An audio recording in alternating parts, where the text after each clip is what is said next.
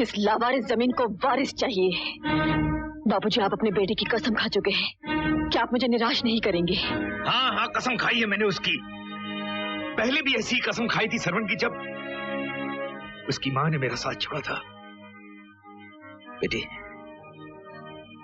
मैंने अपने बच्चे के सर पर हाथ रख के उसकी मां से वादा किया था,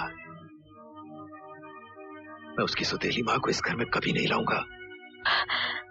जिसकी कसम खाई थी, अब वो कहाँ है बाबूजी? कहाँ है वो? वो हमसे रूठ गए हैं। मैं उन्हें मनाना चाहती हूँ, उन्हें वापस लाना चाहती हूँ। बाबूजी, आपको अपनी इस बेटी की कसम, वो कसम आपको तोड़नी होगी। वो कसम आपको तोड़नी ही होगी। आपको वो कसम तोड़नी ही होगी। तेरे पागलपन की भी हद हो चुकी है। तू चाहती है किसी गरीब की झोली में सोने के सिक्के डालकर उसे शादी के लिए मजबूर करूं, या सड़क पर पड़ी किसी औरत को उठाकर इस घर में ले आऊं? किस खानदान की शरीफ लड़की इस उम्र में मुझसे शादी करेगी? लड़की मैंने सोच ली है और खानदान आप देख चुके हैं। लड़की सोच ली है, खानदान देख चुका हूं। कौन है वो लड़की? सीबो। सीबो?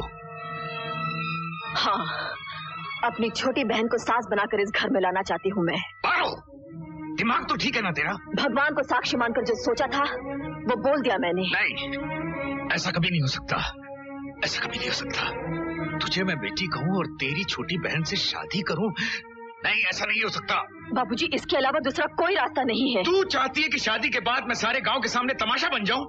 बच्चा बच्चा हंसे मुझ पर, लोग थूके मुझ पर, और शरीक आके मेरे दरवाजे पर उंगलियां उठाएं? उंगलियां उठाने वाले उन्हीं हाथों को मैं तोड़ देना चाहती हूँ। आप मेरी बात मान जाइए। इस घर के चिराग से मैं दुश्मन के इरादों को फूंक दूंगी। हाँ बाबूजी।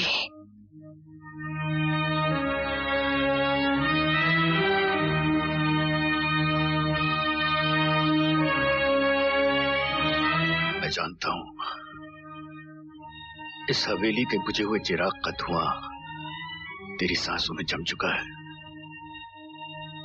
तू उस चिराग को फिर से रोशन करना चाहती है, लेकिन इसके लिए तेरी छोटी बहन ही क्यों? कोई दूसरी औरत भी तो हो सकती है।